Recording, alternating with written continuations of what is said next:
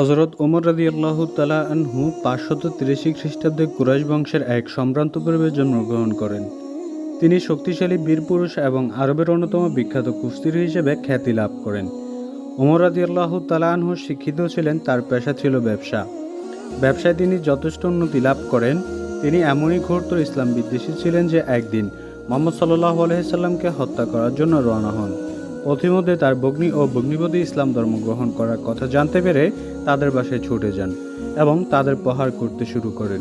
কিন্তু তারা ইসলাম ধর্ম ত্যাগ করতে রাজি না হয় অবশেষে তিনি তাদের নিকট কোরআন শরীফের বাণী শুনতে চাইলেন। ভগ্নীর কণ্ঠে সূরা তোহা পাঠ শুনে তিনি মুগ্ধ হয়ে গেলেন। এরপর মুহাম্মদ সাল্লাল্লাহু আলাইহি সাল্লামের কাছে গমন করে ইসলাম ধর্ম গ্রহণ করেন। ওমর রাদিয়াল্লাহু তাআলা আনহু এর ইসলাম গ্রহণের পর মক্কায় ইসলাম প্রকাশ স্বরূপ নেই। তাই মুহাম্মদ সাল্লাল্লাহু আলাইহি সাল্লাম ওমরকে ফারুক উপাধিতে ভূষিত করেন। ফারুক শব্দের অর্থ হচ্ছে সত্য ও মিথ্যার মধ্যে প্রভেদকারী। তাবুক অভিযানের সময় ওমর রাদিয়াল্লাহু তাআলা আনহু তার সব সম্পত্তির অর্ধেক যুদ্ধ তহবিলে প্রদান করেন।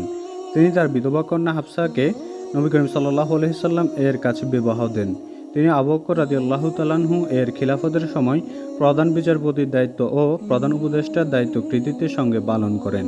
মোটামুটি এ ছিল ওমর রাদিয়াল্লাহু তাআলা আনহুকে দ্বিতীয় খলিফা হিসেবে নির্বাচিত করার সংক্ষিপ্ত প্রেক্ষাপট।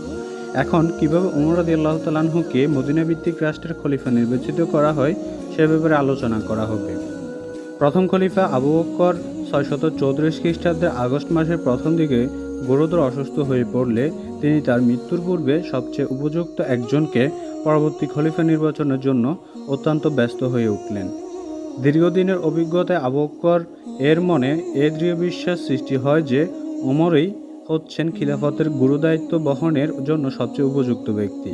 তাই ২ বছর ২ মাস আগে আবু বকর রাদিয়াল্লাহু তাআলা আনহু এর প্রথম খলিফা হিসেবে নির্বাচিত হওয়ার সময় মুহাজিরদের মধ্য থেকে আবু বকর রাদিয়াল্লাহু তাআলা আনহু এর বাদে আরও যে দুজনের নাম খলিফা পদের জন্য প্রস্তাব উঠেছিল তার মধ্যে ওমর রাদিয়াল্লাহু তাআলা আনহু এর নামও ছিল। এই পরিপ্রেক্ষিতে আবু বকর রাদিয়াল্লাহু তাআলা আনহু তার মৃত্যুর পর নতুন করে বিশিষ্টজনদের ও আগ্রহীদের সবার মধ্যে দিয়ে দ্বিতীয় খলিফা নির্বাচনের উদ্দেশ্যে খলিফা পদের জন্য নতুন করে নাম প্রস্তাবের প্রয়োজনীয়তা বোধ করেননি। এমত অবস্থায় আবু বকর ওমরকে খলিফা পদে নির্বাচনের সপক্ষে জনমত যাচাইয়ের জন্য বিশিষ্ট সাহাবীদের সঙ্গে পরামর্শ করে নিতে চাইলেন। সর্বপ্রথম তিনি আব্দুর রহমান বিন আউফ রাদিয়াল্লাহু তাআলা আনহু এর সঙ্গে আলাপ আলোচনা করলেন। আব্দুর রহমান বিন আউফ রাদিয়াল্লাহু তাআলা আনহু বলেন, ওমর রাদিয়াল্লাহু তাআলা আনহু এর যোগ্যতা সম্পর্কে কোনো সন্দেহ নেই, তবে তার স্বভাব বড় কঠোর প্রকৃতির।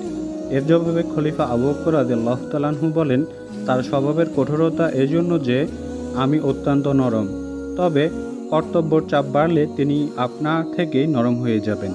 এরপর আব্দুর রহমান বিন আউফ রাদিয়াল্লাহু তাআলা আনহু আর আপত্তি করেননি। অতঃপর তিনি ওসমান রাদিয়াল্লাহু তাআলা আনহু এর সঙ্গে আলাপ করলেন।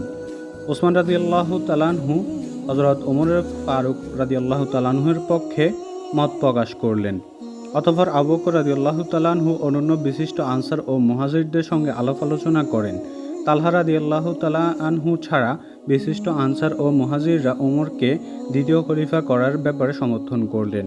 মদিনা ভিত্তিক রাষ্ট্রের খলিফা পদে ওমরকে নির্বাচিত করার ব্যাপারে আবু বকর রাদিয়াল্লাহু তাআলা আনহু ওমরকে বলেন, তিনি প্রথম খলিফা হতে রাজি হননি।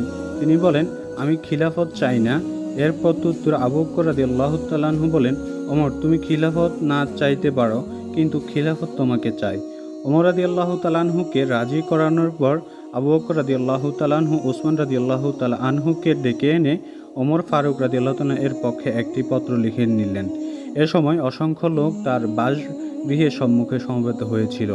আবু বকর রাদিয়াল্লাহু তাআলা আনহু উপস্থিত জনতাকে সম্বোধন করে বললেন, ভাই সব, আমি আমার কোনো আত্মীয় স্বজনকে খলিফা পদে মনোনয়ন করিনি, বরং হযরত ওমরকে মনোনীত করেছি, যেন আপনারা এ সিদ্ধান্ত সন্তুষ্ট হন।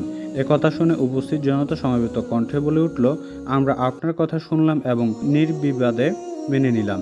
এভাবে ওমর রাদিয়াল্লাহু তাআলা আনহু ৬৩৪ খ্রিস্টাব্দে আগস্ট মাসের মদিনা ভিত্তিক রাষ্ট্রের দ্বিতীয় খলিফা নির্বাচিত হন। খলিফা পদে অধিষ্ঠিত হয়ে ওমর রাদিয়াল্লাহু তাআলা আনহু ভাষণে বলেন, হে লোক সকল, আমার উপর আপনাদের কতগুলো অধিকার রয়েছে, আমার নিকট থেকে তা আদায় করা আপনাদের কর্তব্য। প্রথম, দেশ রাজস্ব গনিমতের মাল, যেন অযথা ব্যয় হতে না পারে। দ্বিতীয়ত, আপনাদের জীবিকার মান উন্নয়ন ও সীমান্ত সংরক্ষণ আমার কর্তব্য। আমার প্রতি আপনাদের এই অধিকার আছে যে আমি আপনাদেরকে কখনো বিপদে ফেলব না। অপর আরেক ভাষণে তিনি বলেন, আপনাদের যে কেউ আমার মধ্যে নীতি বিচ্যুতি দেখতে পেলে সে যেন আমাকে সঠিক পথে পরিচালিত করতে চেষ্টা করে।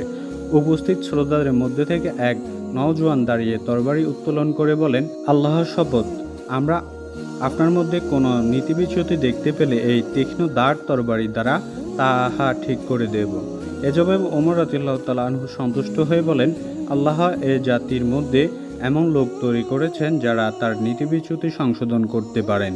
এজন্য আমি আল্লাহর শুকর আদায় করতেছি। এ পর্যন্ত আলোচনা হতে দেখা যায় ওমর রাদিয়াল্লাহু তাআলা আনহু উত্তরাধিকারী সূত্রে খলিফা হননি এবং তিনি খলিফা হওয়ার জন্য কোনো চেষ্টাও করেননি।